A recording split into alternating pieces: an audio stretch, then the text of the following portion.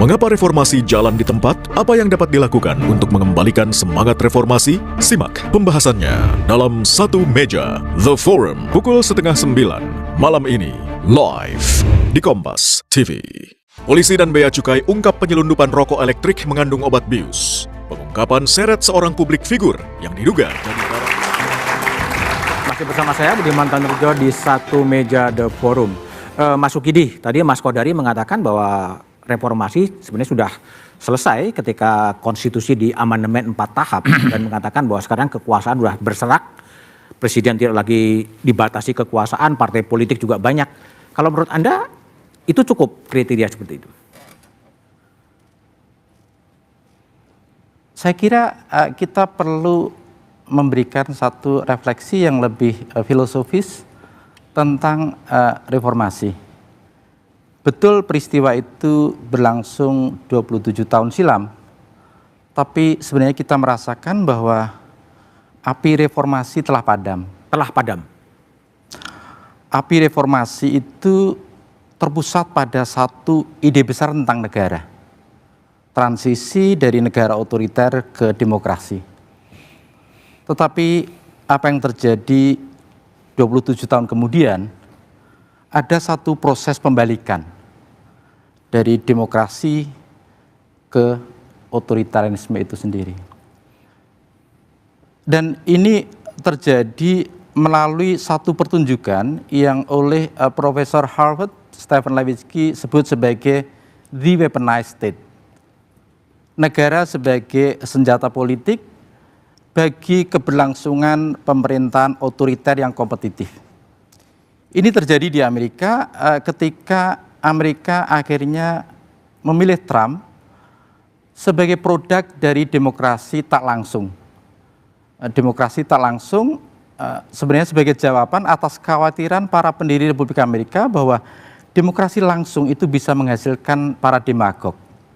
Karena itu sekalipun demokrasi tidak langsung di Amerika, itu toh akhirnya gagal dalam menghasilkan seorang negarawan dan hadir sebagai seorang demagog populis bernama Donald Trump itu sendiri.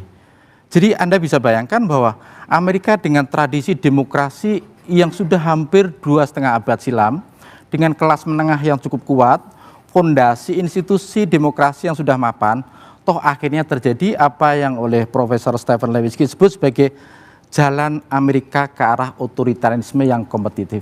Apalagi kita yang usia reformasi amat sangat pendek dan kita terjatuh pada the weaponized state. Weaponized state. Yaitu adalah negara sebagai senjata politik bagi keberlangsungan pemerintahan yang otoriter itu sendiri. Oke. Saya tunjukkan bekerjanya negara sebagai senjata politik di lembaga yudikatif. Otoritarisme terjadi justru ketika hukum dipakai sebagai senjata politik. The weaponized law. Hukum sebagai senjata politik ini sudah dianalisis secara cukup brilian oleh Thomas Power, profesor politik di Cornell University, dengan memberikan satu penegasan bahwa apa yang sebenarnya terjadi pada penegakan hukum itu adalah yang ia sebut sebagai the executive weaponization of law enforcement. Persenjataan lembaga eksekutif terhadap penegakan hukum dan lembaga-lembaga penegakan hukum.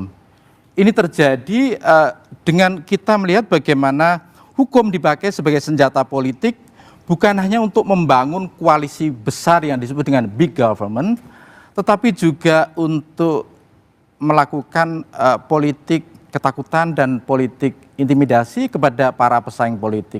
Oke. Lebih parah dari itu adalah terjadinya apa yang ingin saya sebut sebagai persenjataan otoritarisme yang terjadi di lembaga legislatif.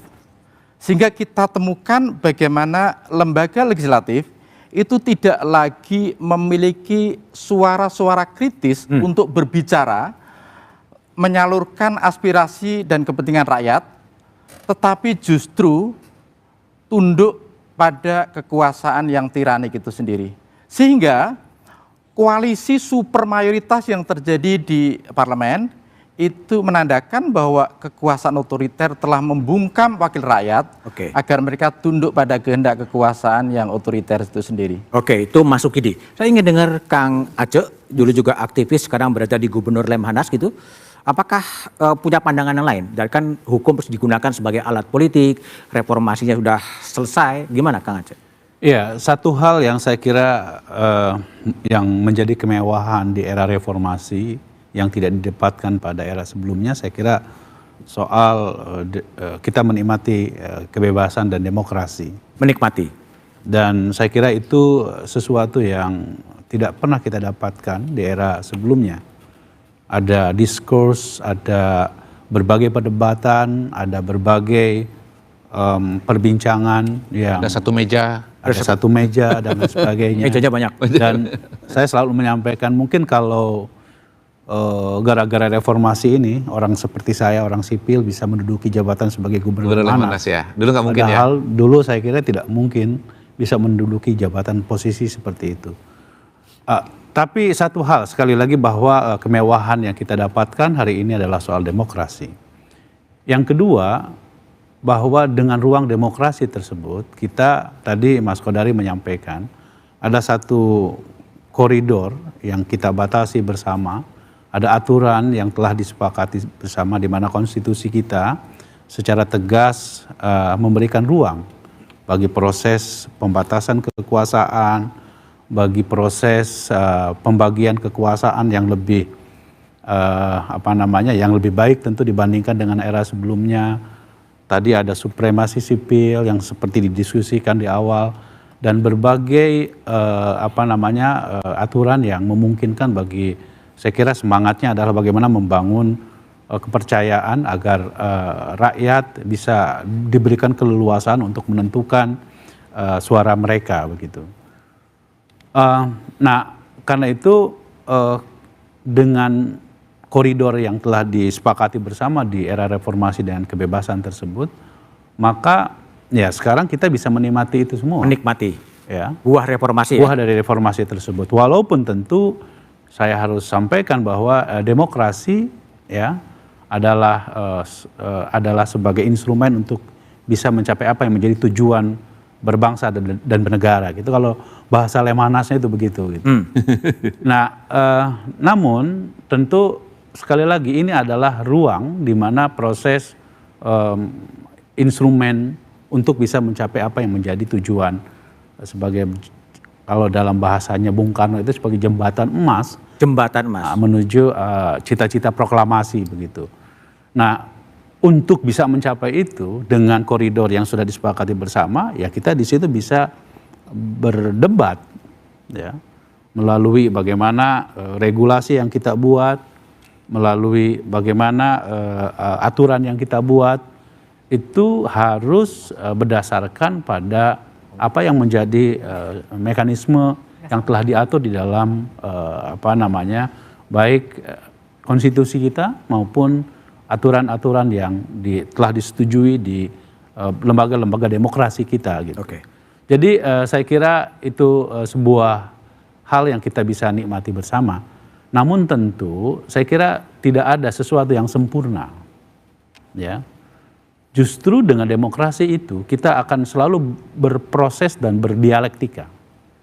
Nah, dalam proses berdialektika itulah kita bisa menemukan mana yang terbaik untuk bisa membuat sebuah sistem, ya, untuk menciptakan ya tujuan kita, yaitu bagaimana kesejahteraan rakyat, bagaimana negara kita bisa menjadi negara yang maju gitulah, sebagaimana keinginan kita semua sebagai sebuah negara. Oke, baik. Saya akan ke Bi Fitri ya.